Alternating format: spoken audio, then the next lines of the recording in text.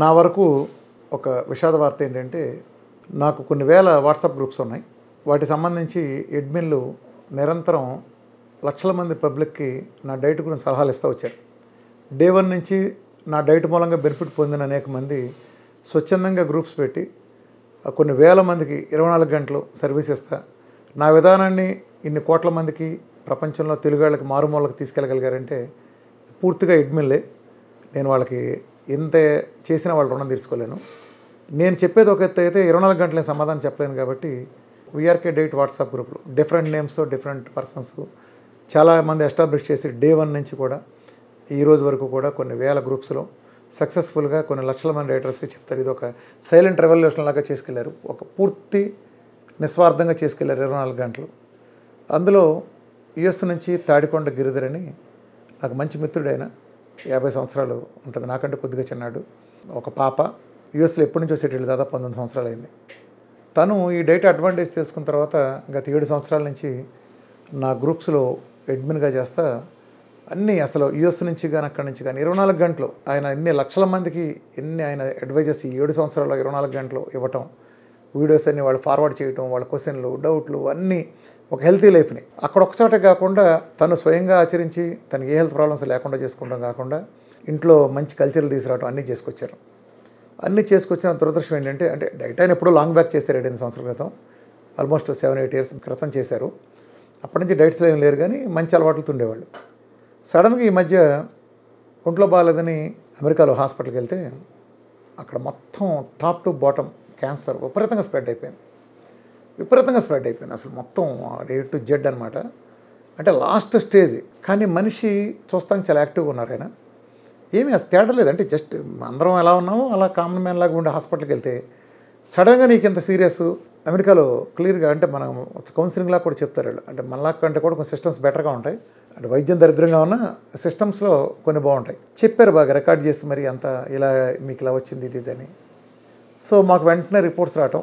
అంటే ఆయన నిజానికి చాలామంది అనుకున్నట్టు అలవాట్లు ఉండేవాళ్ళకి రావు. ఇప్పుడు నేను క్యాన్సర్కి ట్రీట్ చేసే వాళ్ళలో కనీసం 1000 మంది పైన చిన్నపిల్లలు ఉన్నారు. చిన్నపిల్లలు వాళ్ళందరూ ఏం తప్పు చేశారు, వాళ్ళు ఏం లేదు కదా, కనీసం బయట భోజనం కూడా చేసి ఉంటారు వాళ్ళు. అటువంటి వాళ్ళకి వస్తుందంటే క్యాన్సర్ తప్పులు చేసే వాళ్ళకి ఏం రాదు. క్యాన్సర్ ఎవరికైనా రావచ్చు.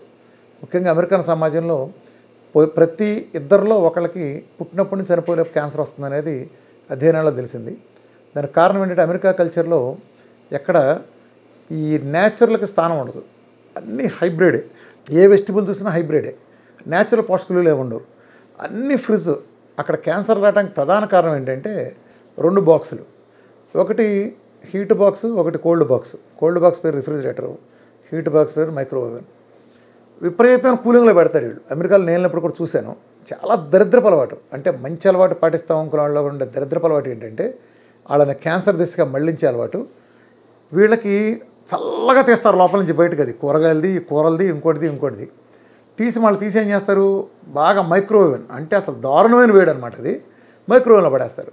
ఇంత కూల్ నుంచి ఇంత చేస్తే ఇంకా తట్టుకుంటాం కదా, అదేంటి అదేమన్నా బండరాయ, కంకర్రాయ, ఇటుకరాయ?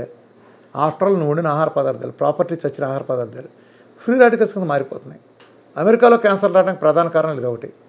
అలానే దయచేసి ముఖ్యంగా అమెరికాలో ఉన్నవాళ్ళు, ఇక్కడ ఉన్న వాళ్ళైనా సరే, మీరు నేర్చుకోవాల్సిన గుణపాఠం ఏంటంటే ఈయన తెలుసుకున్న తర్వాత ఏ అలవాట్లో ఆయన పడినా నాన్ వెజిటేరియన్ కాదు, పూర్తి వెజిటేరియన్, ఎగ్ కూడా తినరు. అన్నీ మంచి అలవాట్లే. అన్నీ మంచి అలవాట్లు ఎందుకు వచ్చినాయి అంటే క్యాన్సర్ అంటే అంతే. క్యాన్సర్ మంచి అలవాట్లతో సంబంధం లేదు. సో ఆ రకంగా వచ్చింది. మీరంతా గుణపాఠం ఏంటంటే ఫ్రిడ్జ్లోంచి తీసిన తర్వాత దయచేసి దాంట్లో ఉండే వాటర్ కూల్ మొత్తం పోయే వరకు, న్యాచురల్గా పోయే వరకు వదిలేయండి. దాన్ని ఫ్రిడ్జ్లో పెట్టద్దని నేను అంటలేదు. న్యాచురల్ అంతా 2-3 గంటలు వదిలేయండి. అంటే ప్లాన్ దాని ప్రకారం చేసుకోండి. కూరగాయలు మీరు ఏంటంటే కూర వండుదాం అనుకుంటే 6ంటికి తీసి బయటపడేయండి. అసలు మైక్రోవేవ్లు చేయమాకండి. న్యాచురల్గా సన్న హీట్ అయితే చూసుకోండి. మైక్రోవేవ్లు క్యాన్సర్కి విపరీతమైన కారణం. మీరు తోటకూరలు ఏముందో మీరు చూస్తున్నారు. తోటకూరని మైక్రోవేవ్లో పెట్టినాకో ఫ్రిడ్జ్లో పెట్టి మైక్రోవేవ్ పెట్టి ఏమవుతుందో మీకు తెలియదు. హైసెగలో పెట్టి వండితే ఏమవుతుందో మీకు తెలియదు. ఇప్పుడు నేను చూస్తున్నాను అమెరికాలో ఈ ఫంక్షన్ల కంటే ఎవరైనా ఆడాళ్ళు కనుక ఇండియాకి వచ్చినప్పుడు ఫ్యామిలీ అందరికీ వాళ్ళు ఏం చేస్తారంటే రోజుకు ఒక కూర చొప్పున వండేసి 30 రోజుల కూరలో 40 రోజులు వాళ్ళు తిరిగి వచ్చే రోజు వరకు ఏ రోజు చేయాలో కూర వండి ఆ ఫ్రిడ్జ్లో పడేసిపోతున్నారు. వీడు దాన్ని వేడి చేసి తింటాం, ఇదేదో సుఖం అనుకుంటున్నారు. కాదు, చాలా భ్రమపడుతున్నారు. అలాంటి చోటుకి వెళ్ళమాకండి. అతి కూలి, అతి వేడి చాలా తీరని హాని చేస్తాయి. ఆయన దురదృష్టం గిరిగారు. మాకు ఆ విషయం తెలిసిన వెంటనే మాట్లాడాం. కాకపోతే నాకైతే విషయం అర్థమైంది ఆ వీడియో అనగానే. అంటే చాలా కష్టం ఇదనిపించింది. సో ఇండియా రాగానే ఇక్కడ మేము ఒక రూమ్ కూడా అరేంజ్ చేసి అంతా వండి పెట్టడానికి కూడా అరేంజ్ చేసి రామకృష్ణ ఆలయం నుంచి ప్రోటోకాల్ అంతా పంపించాం. వెంటనే పంపించేసాం. కానీ అది చేరుకునే లోపు కూడా దానికి అందే పరిస్థితి కూడా లేదు. కొరియర్ వెళ్ళినా ఆయన ఐసీయూలో ఉండటం చేత వాడే పరిస్థితి కూడా రాలేదు. సో అంతున్న ఆ హాస్పిటల్కి వెళ్ళిన ఆయన ఐసీయూలోనే చనిపోయారు. ఆయనది విజయవాడ సత్యనారాయణపురం. ఆయన ఇక్కడ తీసుకొని కార్యక్రమం చేశారు. నేను వెళ్ళి రాత్రి అందరికంటే ముందుగా బాక్స్ అంతా చూసిచ్చాను. మా అడ్మిన్స్ అంతా కూడా వెళ్ళొచ్చారు. ఏమైనా మా కుటుంబ సభ్యుడు గిరి ఎంతో మంచి మనిషి. అలాంటి వాళ్ళు చాలా అరుదుగా ఉంటారు. నేను బాగుపడితే చాలులే అనుకోకుండా 24 గంటలు నేనంటే ఓ డైట్ కోసం వేసి తిరుగుతున్నాను. మిగిలిన వాళ్ళకి ఆబ్లిగేషన్ లేదు. నేను అమెరికా వెళ్ళినప్పుడు కూడా నాకు చక్కని సాన్నిహిత్యంగా ఎంతో ప్రేమగా వచ్చి నాతో ఉన్నారు. మేము రెగ్యులర్గా తరచూ అనేక సైన్స్ విషయాల గురించి చర్చించడం, నా దృష్టికి అనేక గ్రూపుల్లో జరిగే విషయాలు కానీ లేదా సైన్స్ సంబంధించిన విషయాలు వీటి మీద కామెంట్ చేయమని సూచించడం, మేమిద్దరం మాట్లాడుకుంటాం. వాట్సాప్ చాట్లు ఇవన్నీ ఇంకా మధుర స్మృతులు ఆయనతో స్పెండ్ చేసినవన్నీ ఉన్నాయి. సో గిరి గారు మిస్ యూ అలాట్. మేమే కాదు, మీరు ఇంకా ఉండే ఎంతో లక్షల మంది సర్వీస్ చేసి ఉండేవాళ్ళు. మీ కుటుంబానికి కూడా మేమంతా అండగా ఉంటాం. పోయిన మనిషిని మేము తిరిగి తీసుకురాలేం. సో నాకు బాధ ఏంటంటే క్యాన్సర్ సంబంధించి ఒక ఆంకో న్యూట్రిషనిస్ట్ ఉన్న ఇంతమంది ఉన్న రోజువారీ రామకృష్ణ ఆలయంలో అనేక రివర్సల్స్ వస్తూ ఉంటాం. కానీ చేయాలంటే వాడాలి కదా. ఆయనకి ఈ విషయం తెలిసిన 20 రోజుల్లోపు, అంటే క్యాన్సర్ అని నిర్ధారించి 20 రోజుల్లోపే ఆయన చనిపోయారు. అసలు ఇది వాడటానికి కూడా టైం లేదు. అసలు ఐసీయూలో ఉండిపోయారు. అంటే ఇక ఫీడింగ్ కూడా లేదు. ఇంకా ఆ పరిస్థితి. ఏదో సెలైన్లు పెట్టాలంటే తప్ప వేరే కుదరలేదు.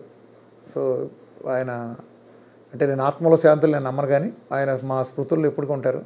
గిరిగారు మీకు ప్రణామాలు. మీరు ఎంతో సర్వీస్ చేశారు.